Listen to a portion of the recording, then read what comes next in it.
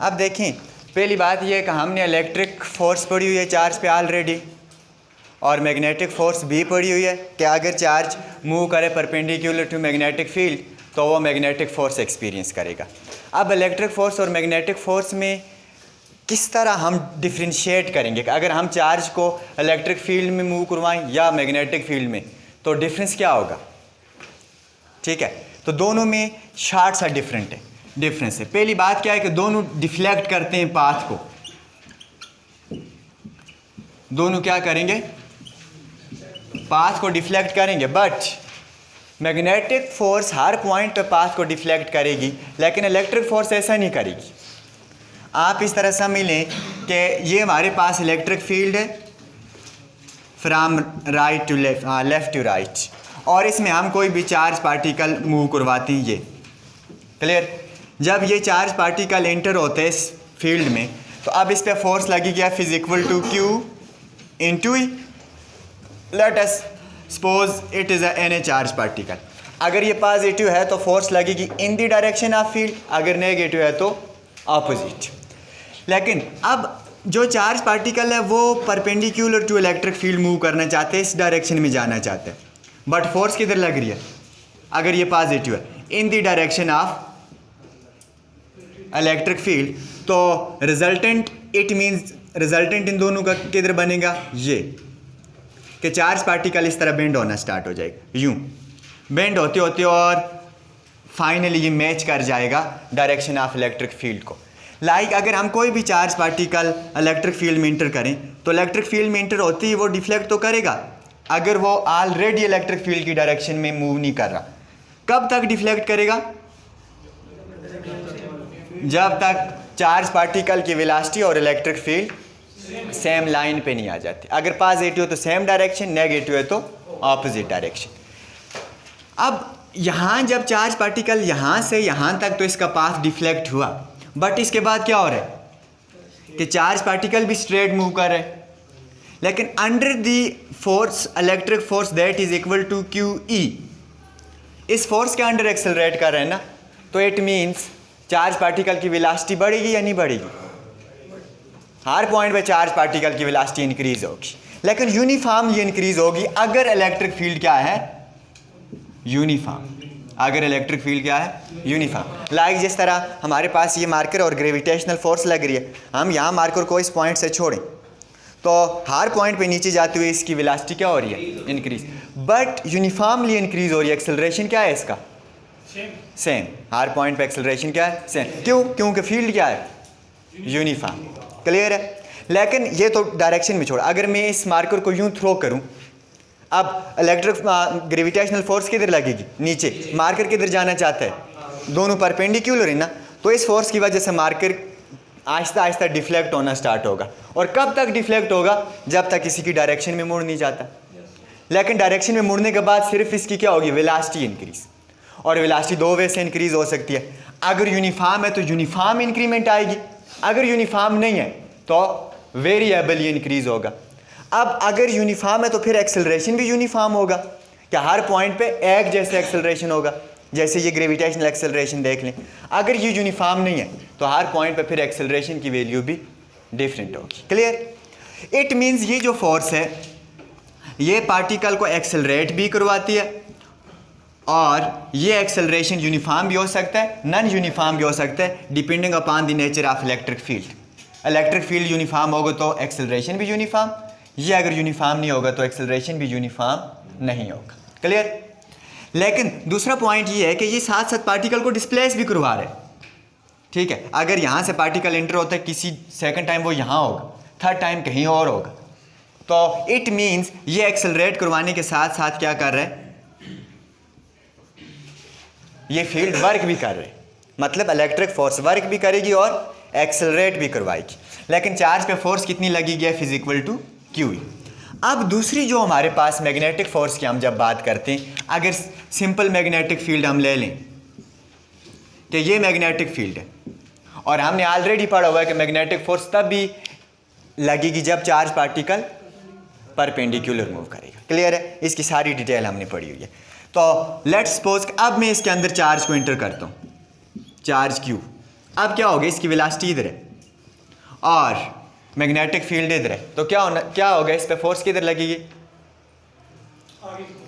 हाँ ये डिफ्लेक्ट होगा v क्रॉस b आगे की तरफ, यूं डिफ्लेक्ट होगा, और लेकिन हर पॉइंट पे डिफ्लेक्ट होगा, ये हर पॉइंट पे डिफ्लेक्ट होगा, और हर पॉइंट पे सपोज कर रहे हैं कि यहाँ से ये डिफ्लेक्ट हुआ इस डायरेक्शन में, फिर इस डायरेक्शन में, फिर दिस और करते करते ये क्या करेगा, कौन सी मोशन एग्जीक्यूट करना स्टार्ट कर लेगा, सर्कुलर। मीन का हर पॉइंट पे मैग्नेटिक फील्ड इसके रास्ते को क्या कर रहे हैं, बेंड। क्या मैग्नेटिक फील्ड इसको डिस्प्लेस कर रहे हैं यहाँ से वहाँ, नो, सिर्फ क्या कर रहे हैं, बेंड कर रहा है, और बेंडिंग की वजह से चार्ज पार्टिकल सर्कुलेट करना स्टार्ट करेगा सर्कल में। क्लियर? इसका मतलब ये हुआ कि ये सिर्फ पाथ को बेंड करता है मैग्नेटिक फील्ड। अगर ये पाथ बेंडिंग करता है तो ये डिस्प्लेस नहीं करता। अगर ये डिस्प्लेस नहीं करता चार्ज पार्टिकल को तो वर्क कितना करता है, ज़ीरो। तो इसकी वजह से वर्क कितना होता है, ज़ीरो वर्क। लेकिन ये फोर्स चाहे पॉजिटिव पे लगे in the direction of field, negative पे लगे opposite to the direction of field, दोनों सूरतों में ये फोर्स वेलोसिटी को क्या करेगी, इंक्रीज, जैसे ग्रेविटेशनल फोर्स। क्लियर? लेकिन ये फोर्स वेलोसिटी को क्या करेगी, सेम रहेगी। वेलोसिटी की मैग्नीट्यूड इसमें क्या रहेगी, मैग्नीट्यूड ऑफ वेलोसिटी सेम रहेगी। क्लियर? इट मीन्स इसमें वेलोसिटी कम या ज़्यादा नहीं होगी, जितनी वेलोसिटी से ये सर्कुलेट कर रहा है इतनी ही से करेगा। क्लियर है ना? तो एक्सेलरेशन भी इसमें क्या होगा, यूनिफॉर्म। क्लियर? अब अगली बात ये है, लेकिन ये फोर्स हमने ऑलरेडी कैलकुलेट की हुई, किसके इक्वल होगी, Q into V cross B, और वो फोर्स ऑलरेडी देखी हुई। अब अगर हम ऐसा करें कि अब इलेक्ट्रिक और मैग्नेटिक फील्ड दोनों अप्लाई करें और दोनों में चार्ज पार्टिकल को इंटर करें, लाइक इस पे ऐसे आप करूं, ठीक है, ये इलेक्ट्रिक फील्ड आ गई लाइन, ये मैग्नेटिक फील्ड लाइंस आ गई, यहां हम इंटर करते हैं चार्ज पार्टिकल को, तो क्या होगा, मैग्नेटिक फील्ड क्या करेगा, चार्ज पार्टिकल को उसका रास्ता हर पॉइंट पे बेंड करेगा। इलेक्ट्रिक फील्ड क्या करेगा, डिस्प्लेस करेगा। इसका मतलब है क्या मोशन किस तरह की होगी, स्ट्रेट लाइन होगी या सिर्फ सर्कल में मूव करेगा, कैसी होगी, गुड, सर्कल में भी मूव करेगा और साथ साथ डिस्प्लेस भी होगा, दोनों तरह की मोशन होगी।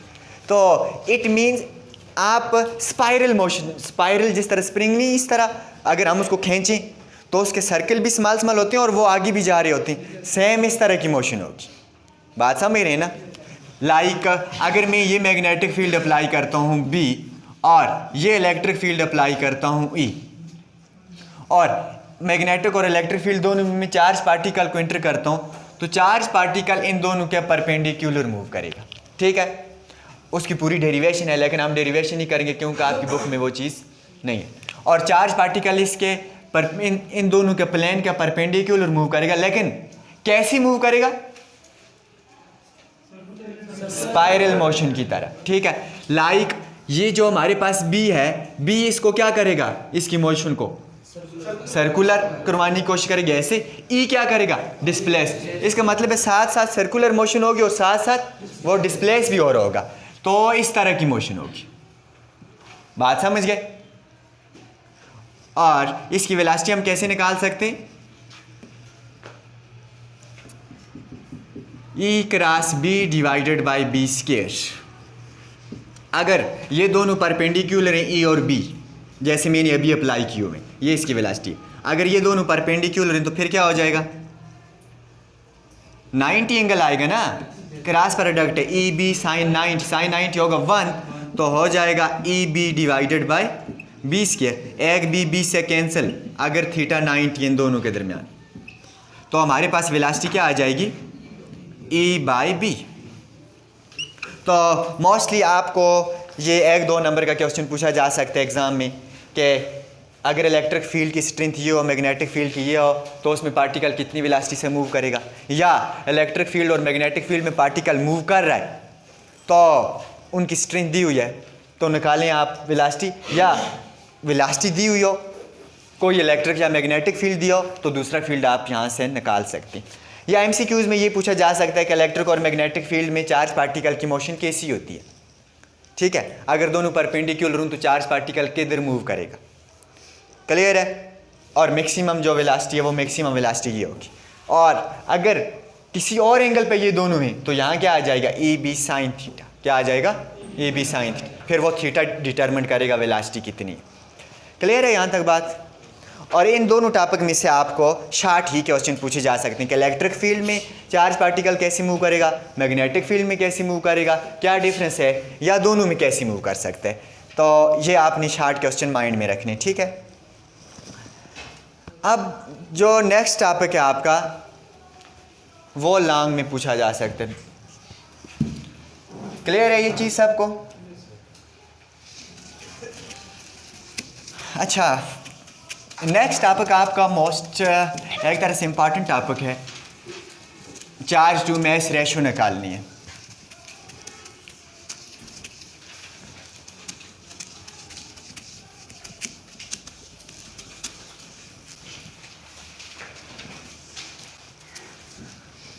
जे थॉमसन ने वो एक्सपेरिमेंट किया था चार्ज टू मास रेशो का ना।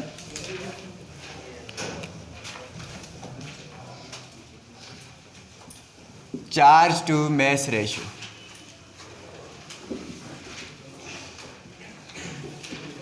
Mean E/m। देखें, charge to mass ratio of an electron हमने निकालनी है। वैसे मिलीकेन-ज़ाइल ड्रॉप मेथड से हमने चार्ज निकाला था कि एक इलेक्ट्रॉन पे कितना चार्ज होता है। मैस ऑलरेडी हम इसका जानते हैं। ठीक है, 9 पॉइंट समथिंग × 10⁻⁻31, यही है ना। तो एक तरह से अगर हमारे पास चार्ज टू मास रेशो की कुछ वैल्यू आती है तो वहाँ से हम ये क्लियर कर सकते हैं कि क्या वाकई इस पे चार्ज 1.6 × 10⁻⁻19 आता है या नहीं। क्लियर है कि अगर हमारे पास चार्ज टू मास रेशो की कुछ वैल्यू आती है उसके साथ मास मल्टीप्लाई करो तो ऑब्वियसली क्या आना चाहिए, चार्ज ऑन वन इलेक्ट्रॉन।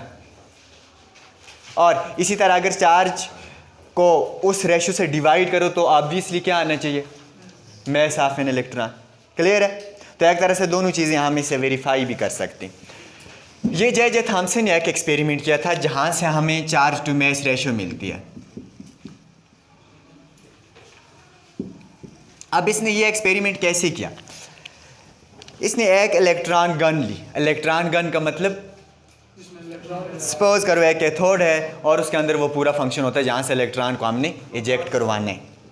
अब जो कैथोड है वो दो तरह से एक्ट कर सकता है, या तो डायरेक्ट फिलामेंट इलेक्ट्रॉन निकाले या तो फिलामेंट के आगे कोई आप मेटल प्लेस करें और फिलामेंट उसको हीट दे और वो हीट अप होके इलेक्ट्रॉन इजेक्ट करे। दोनों वैसे हो सकते हैं। अगर फिलामेंट डायरेक्ट इलेक्ट्रॉन्स निकालने के लिए यूज़ किया जा रहा है तो हम क्या कहेंगे, प्राइमरी कैथोड। ठीक है। अगर फिलामेंट के आगे हमने कोई मेटल प्लेस की हुई है, फिलामेंट उसको हीट दे रहे, वो एनर्जी लेने के बाद इलेक्ट्रॉन्स को इजेक्ट कर रही है, तो फिर हम क्या कहेंगे, सेकेंडरी कैथोड। क्लियर है। तो दोनों वैसे आप निकाल सकते हैं। लाइक मैं ये यहाँ तो शॉर्टकट बना लेता हूँ कि ये हमारे पास फिलामेंट है। क्लियर। यहाँ हमने इसको वोल्टेज दी। अब अगर तो यही फिलामेंट हम इलेक्ट्रॉन्स इजेक्ट करने के लिए यूज़ करते हैं तो ये कैसे एक्ट करेगा, as a primary cathode. Cathode तो आप समझते हैं ना, फिर ये प्राइमरी कैथोड के तौर पे काम करे। अगर ऐसा नहीं है, हम इसके आगे एक मेटल प्लेस करते हैं कि इसको हीट में हमने दी वोल्टेज, ये हीट अप होकर एनर्जी देगा मेटल को और वो मेटल आगे क्या करेगी, इलेक्ट्रॉन इजेक्ट करेगी। तो इसका मतलब अब ये कैसे एक्ट कर रहा है, as a secondary cathode. Cathode तो दोनों सूरतों में है ना, एज अ सेकेंडरी। अब यहाँ हमने इलेक्ट्रॉन्स बीम निकाल ली। ये समझ लें कि स्कैटर्ड बीम है, थिक। हमें एक थिन बीम चाहिए तो हम यहाँ क्या लगा लेते हैं, कोई स्लिट। ठीक है, कि ये बाकी बीम को क्या कर लेगी, कंट्रोल, और सिर्फ एक थिन बीम यहाँ से पास होगी। अगर ये थिन बीम इतनी एनर्जेटिक नहीं है कि हमने यहाँ मैग्नेटिक फील्ड अप्लाई किया है, इसमें हमने इसको इलेक्ट्रॉन बीम को फॉल करवाना है, तो इतनी अगर एनर्जेटिक नहीं है, इसके पास इतनी वेलोसिटी नहीं है इन इलेक्ट्रॉन्स के पास, या तो फिर हम वोल्टेज बढ़ाएंगे बहुत ज़्यादा, ताकि इनको इतनी एनर्जी मिले, या तो हम यहाँ एक्सेलरेटर लगा लेंगे। क्या लगाएंगे? एक्सेलरेटर। एक्सेलरेटर मीन जो इलेक्ट्रॉन को एक्सेलरेट करवाए। कौन एक्सेलरेट करवा सकते हैं? एनोड के तौर पे। जैसे एनोड होते हैं ना, लाइक पॉजिटिव पोटेंशियल, क्या क्योंकि ये इलेक्ट्रॉन है, यहाँ पॉजिटिव पोटेंशियल हम रखेंगे तो वो इसको क्या करेंगे? अट्रैक्ट। उससे पीछे एक और पॉजिटिव से भी हायर पोटेंशियल वाला, तो वो उसको और एनर्जी से अट्रैक्ट करेगा, तो इलेक्ट्रॉन क्या होंगे? एक्सेलरेट। ठीक है, यहाँ हम एक्सेलरेटर लगा सकते हैं, लाइक एनोड टाइप एक्सेलरेटर। ये चीज़ आपको थोड़ी और क्लियर हो जाएगी जब हम कल CRO पढ़ेंगे। ठीक है, तो सपोज करो कि ये हमने क्या लगा लिए? एक्सेलरेटर, जो इलेक्ट्रॉन्स बीम को क्या करेंगे? सब मिले एक्सेलरेट करेंगे, एनर्जी देंगे। ये एज ए नोड के तौर पे भी एक्ट करते हैं, लेकिन ये कल आपको ज़्यादा क्लियर होगा, हम वहाँ डिटेल में देखेंगे। अब यहाँ से सपोज करो ये एनर्जी लेते हैं इलेक्ट्रॉन बीम और यूँ जा रही है इलेक्ट्रॉन बीम। इट मीन्स ये चार्जेस जा रहे हैं ना। इलेक्ट्रॉन बीम का क्या मतलब है? Beam of electron. लेकिन इलेक्ट्रॉन हैं तो क्या डिस्क्रीट है ना, अलग अलग हैं। ऐसा तो नहीं है वो बीम कंटिन्यूस है। जैसे बहुत सारे परिंदे कभी कभी एक लाइन में जा रहे होते हैं, हमें तो वो एक लाइन नज़र आती है, लेकिन होते वो क्या है?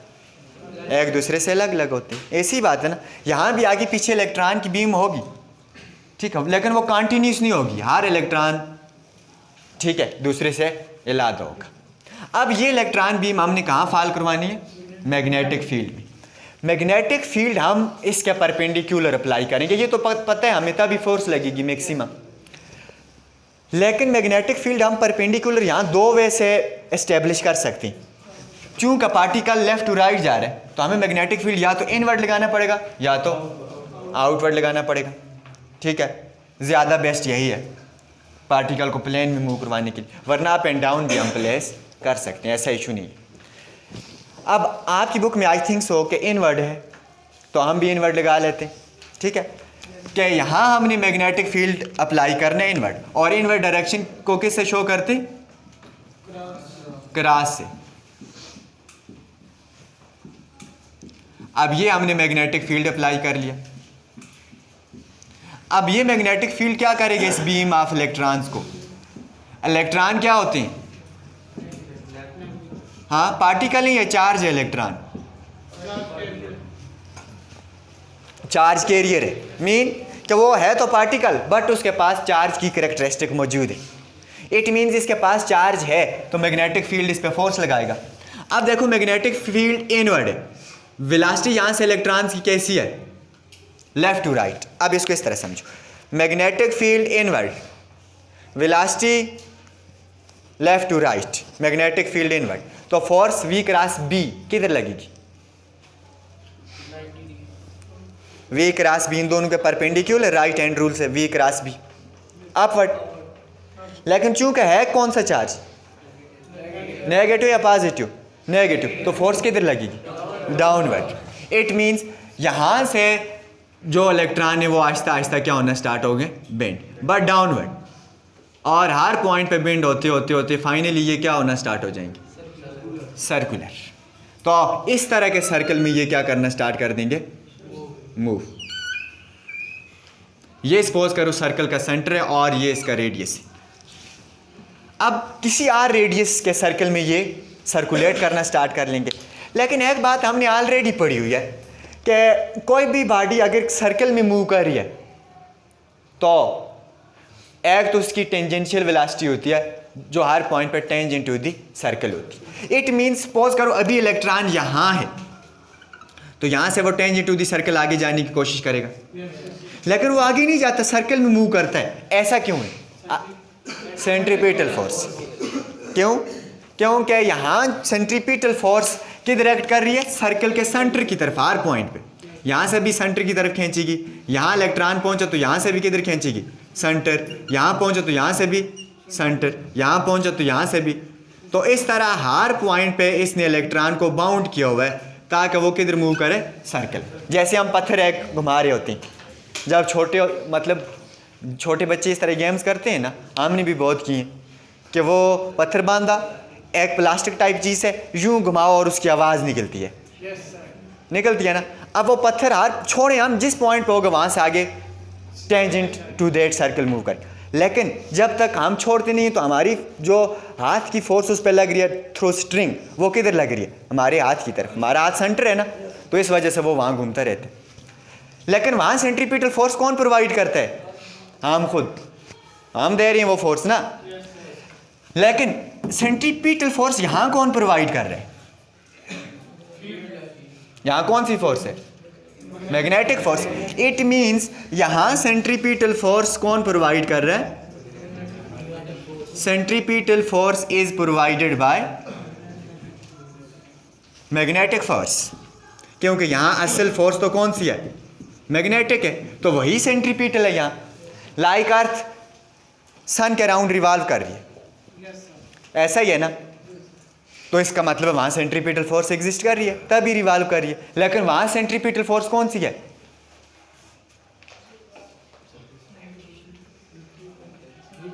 ग्रेविटेशनल है ना, सन ने उसको पकड़ कर रखा हुआ है, यही बात है ना।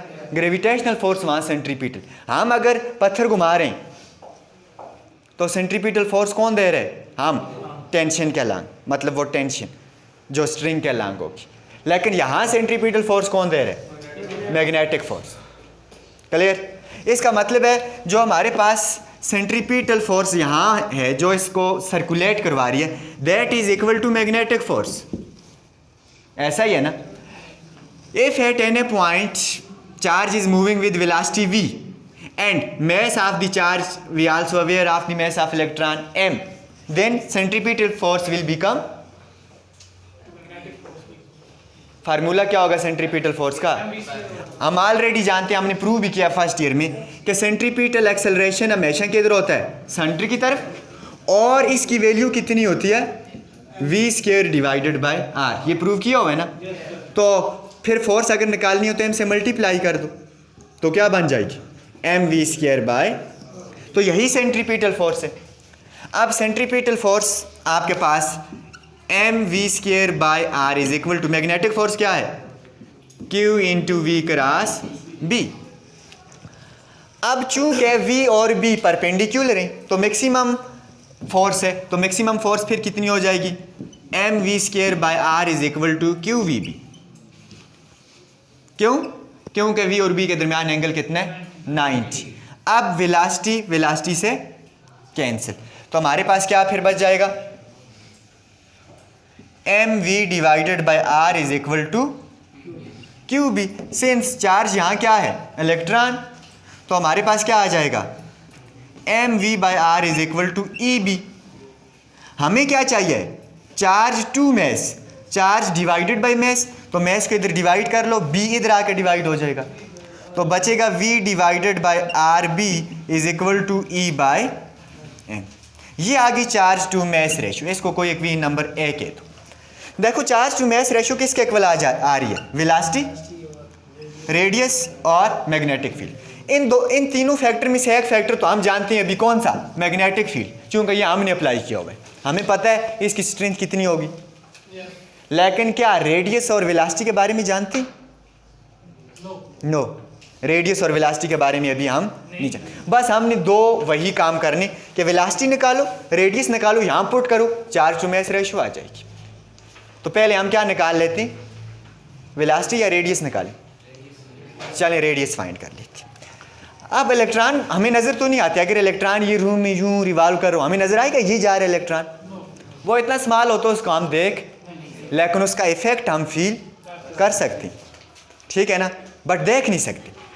अब हम कोई ऐसा सेटअप बनाएंगे ताकि वो जहाँ जहाँ से जाए उसके इफेक्ट की वजह से हम वो ट्रेस कर लें। जैसे रॉकेट अगर बहुत दूर से जाता हो तो हमें नज़र आता है बहुत दूर से जा रहा नहीं, लेकिन कभी कभी उसकी टेल नज़र आ रही होती है, ऐसा है ना। वो बेशक चला भी गया है लेकिन हम देख कर बता सकते हैं कि यहाँ से कोई चीज़ गुजरी हुई है, वो धुआं टाइप टेल होती है, देखिए ना कभी। इसका मतलब हम यहाँ भी कोई ऐसा प्रोसेस करेंगे ताकि जहाँ से इलेक्ट्रॉन जाए उसके रास्ते का पता हमें चल जाए। अब ये हम कैसे करेंगे?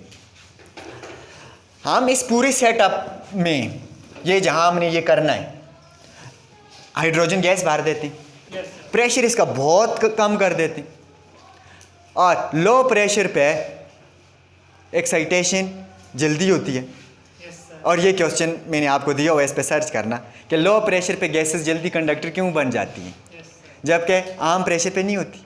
इस पे आपने अगेन रिसर्च करनी है और मुझे बताना है। अब अगर हम लो प्रेशर हाइड्रोजन गैस बाहर दें और उसके अंदर इलेक्ट्रॉन क्या करें, मैग्नेटिक फील्ड में रिवॉल्व करें, तो जो ही इलेक्ट्रॉन हाइड्रोजन के एटम से कोलाइड करेगा तो एक्साइटेशन टेक प्लेस करेगी। तो एक्साइटेशन और डी एक्साइटेशन से हमें पता है क्या निकलती हैं, रेडिएशंस। यही बात है। इसका मतलब है जहाँ जहाँ इलेक्ट्रॉन कोलाइड करेगी एक्साइटेशन होगी, वहाँ वहाँ वो पाथ ब्राइट होना स्टार्ट हो जाएगा। रेडिएशन की वजह से क्या होना स्टार्ट हो जाएगा, ब्राइट। सिंपल, जैसे आप आयरन को घर में गर्म करते हैं, पहले उसको कोई उस तरह का कलर आपको अगर अंधेरा है नज़र नहीं आए, गर्म करते करते एक टाइम आएगा वो रेड हो जाएगी और फिर अंधेरे में भी नज़र आएगी। ऐसा ही है ना? तो क्योंकि उसको अब एनर्जी मिली, एक्साइट हुए इलेक्ट्रॉन, जब डी एक्साइट होते हैं तो वो रेडिएशन इमिट करती, ठीक है, और वो रेडिएशन जब विजिबल रीजन में आ जाती हैं हमें नज़र आना स्टार्ट हो जाती। क्लियर? यहाँ भी ऐसा ही होगा। क्या हम गैस फिल करेंगे, सपोज करो कि इलेक्ट्रॉन यहाँ रिवॉल्व हमने कराना है, तो यहाँ हम इसमें लो प्रेशर पे गैस फिल कर देते हैं, लो प्रेशर पे हाइड्रोजन गैस फिल कर देती। क्लियर? अब होगा क्या कि सपोज करो ये पूरा डार्क एरिया है बिल्कुल, और माइक्रोस्कोप हमने फिट की हुई है, ठीक है, यहां से हम माइक्रोस्कोप से इस विंडो के थ्रू इसको ऑब्जर्व करें। अब यहां जो ही चार्ज, ये मैग्नेटिक फील्ड और लो प्रेशर पे हाइड्रोजन गैस, ये पूरा सेटअप है ये वाला। क्लियर? अब यहां जो ही चार्ज सर्कुलेट करना स्टार्ट करेगा तो हाइड्रोजन के एटम से टकराएगा, हाइड्रोजन के एटम से टकराएगा तो एक्साइटेशन का प्रोसेस होगा, क्योंकि इलेक्ट्रॉन को हमने एनर्जी दी हुई है, कुल होगी, ये एनर्जी हाइड्रोजन के एटम को देगा, वो एक्साइट होंगे और डी एक्साइटेशन में क्या मिट होंगी, रेडिएशन। और जो ही ये एक्साइटेशन का प्रोसेस होगा वहाँ से रेडिएशन इमिट होंगी, और जहाँ जहाँ से इलेक्ट्रॉन गुजरेगा वो पाथ विजिबल ब्राइट होना स्टार्ट हो जाएगा, और एज ए नेट हमें ये पूरा पाथ कैसे मिलेगा, ब्राइट। ये हमें कैसे मिलेगा, ब्राइट पाथ हमें नज़र आना स्टार्ट हो जाएगा कि यहाँ इलेक्ट्रॉन रिवॉल्व करे, ये है सर्कल। अब इस सर्कल का हम क्या निकालेंगे, यहाँ से यहाँ तक डायामीटर क्या निकालेंगे, तो डायामीटर का हम ऑफ कर देंगे तो हमारे पास क्या आ जाएगा, रेडियस। तो इस तरह हम कैलकुलेट करेंगे रेडियस। क्लियर है? With the help of this setup कि पहले हमने उसके पाथ को विजिबल बनाना है, और विजिबल कैसे बनाना है, लो प्रेशर पे हाइड्रोजन गैस को फिल करना है और फिर चार्ज को सर्कुलेट करवाना है, क्योंकि चार्ज जो ही एटम से टकराएगा तो एक्साइटेशन होगी, तो वहाँ वो पाथ ब्राइट होना स्टार्ट हो जाएगा रेडिएशन की वजह से। हम इजीली उसका डायामीटर निकाल सकते हैं, और डायामीटर को ऑफ करेंगे तो हमारे पास क्या आ जाएगा, रेडियस। अब दूसरा पार्ट हमारे पास क्या बच जाता है, रेडियस। तो हम ऐसे निकालें वेलोसिटी, कि जो इलेक्ट्रॉन रिवॉल्व करे इसकी वेलोसिटी की मैग्नीट्यूड क्या होगी, कितनी वेलोसिटी से ये मूव करे, तो वेलोसिटी कैसे निकालें। सपोज करो ये मेरे पास मार्कर है, ये क्या है, मार्कर। मैं इसको आज थोड़ी एनर्जी से यूं फेंकता हूँ, यूं, तो इसने आहिस्ता मूव किया, स्लो मूव किया ना। अब मैं इसको ज़्यादा एनर्जी देता हूँ तो फास्ट जाएगा ना। इसका मतलब है कि पहले मैंने कम वर्क किया इस पर, तो इसके पास एनर्जी कम थी, आहिस्ता गया, फिर मैंने ज़्यादा वर्क किया, एनर्जी ज़्यादा थी, फास्ट मूव किया। लेकिन जब ये मूव करता है तो इसके पास कौन सी एनर्जी होती है, मोशन में एनर्जी कौन सी होती है किसी बॉडी के पास, खड़े हो जाओ आप खड़े हो जाओ, सेंटर जी, आप बैठ जाओ। अगर बॉडी मूव कर रही हो तो इसके पास कौन सी एनर्जी होती है, गुड। मोशन की वजह से एनर्जी मैग्नेटिक होती है, मैग्नेटिक एनर्जी तो मैग्नेटिक फील्ड में होती है। काइनेटिक एनर्जी होती है वेलोसिटी की वजह से। अगर वेलोसिटी ज़्यादा हो तो काइनेटिक एनर्जी बढ़ी या कम होगी, हम वेलोसिटी इंक्रीज कर दें,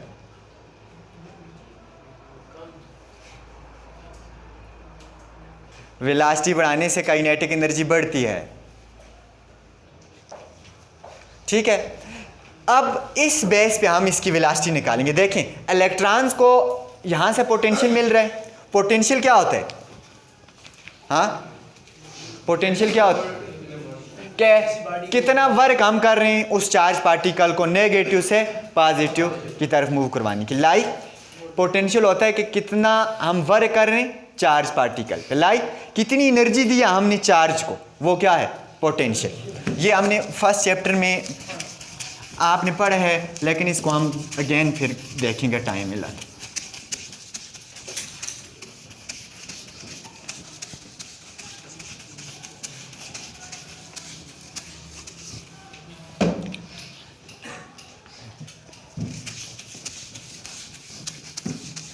देखें फार्मूला हमारे पास चार्ज टू मास रेशियो क्या आ गया, v divided by R B.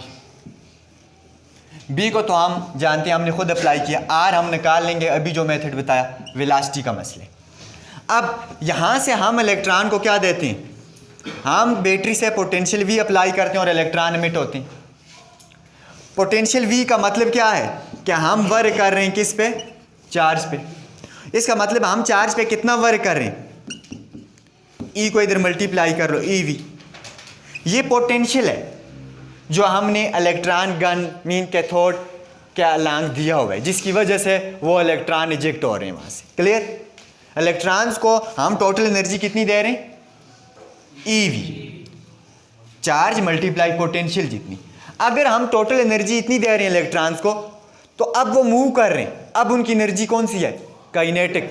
तो काइनेटिक एनर्जी फिर उनके पास कितनी होगी, इतनी होगी जितनी हमने दी है। लाई देखो, मैं मार्कर को यहाँ से यहाँ उठा के ले गया, मैंने इस पे वर्क किया। अब जितना मैंने इस पे वर्क किया इतनी एनर्जी इसके पास है, किस फॉर्म में, पोटेंशियल एनर्जी की फॉर्म। अब मैं यहाँ से मार्कर को छोड़ता हूँ, कोई कहे कि मार्कर दोबारा यहाँ पहुँचा, क्योंकि मोशन में just before striking my hand उसके पास एनर्जी सारी की सारी कौन सी होगी, काइनेटिक। कोई कहे काइनेटिक एनर्जी कितनी होगी, जितनी पोटेंशियल थी, मतलब जितना मैंने वर्क किया तो इतनी उसके पास अभी काइनेटिक है। यहाँ भी हम चार्जेस पे वर्क कितना कर रहे हैं, ई वी जितना। इसका मतलब है हमने इतनी चार्ज को एनर्जी दी हुई है, अब चार्ज मूव करे तो चार्ज के पास अब कितनी एनर्जी होगी, जितनी उसको दी हुई है। लेकिन फॉर्म चेंज है, किस फॉर्म में अब मौजूद है, काइनेटिक एनर्जी। तो हम क्या कहेंगे, during the motion of charge kinetic energy of the electron will be equal to work done on electron. Clear, कि जितनी एनर्जी उसको सप्लाई की हुई है इतनी है उसके पास।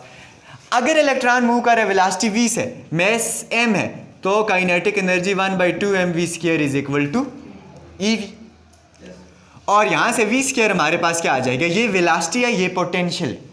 v² हमारे पास क्या आ जाएगा, 2ev डिवाइडेड बाय m। इसको आप इक्वेशन 2 कह दो, और चूंकि ये v² है ना, तो यहाँ क्या है v। इस इक्वेशन 1 को आप दोनों साइड स्क्वायर ले लो सिंप्लीफाई करने के लिए। स्क्वायरिंग ऑफ इक्वेशन 1, तो हमारे पास क्या आ जाएगा, e² by m² is equal to velocity का square divided by r² v²। अब v² की जगह ये पुट करो, क्यों, मैस हमें पता है इलेक्ट्रॉन का, पोटेंशियल हम खुद अप्लाई करें बैटरी से वो भी हमें पता है, चार्ज भी हमें पता है, सारी चीज़ें पता है ना, तो वेलोसिटी हम निकाल सकते हैं। अब ये v² की वैल्यू यहाँ पुट करो, तो हमारे पास क्या आ जाएगा, 2ev divided by mr² b², ये वाला। तो इधर क्या आ जाएगा, e² बाय, अब देखो एक e से, एक m से, तो बचा क्या,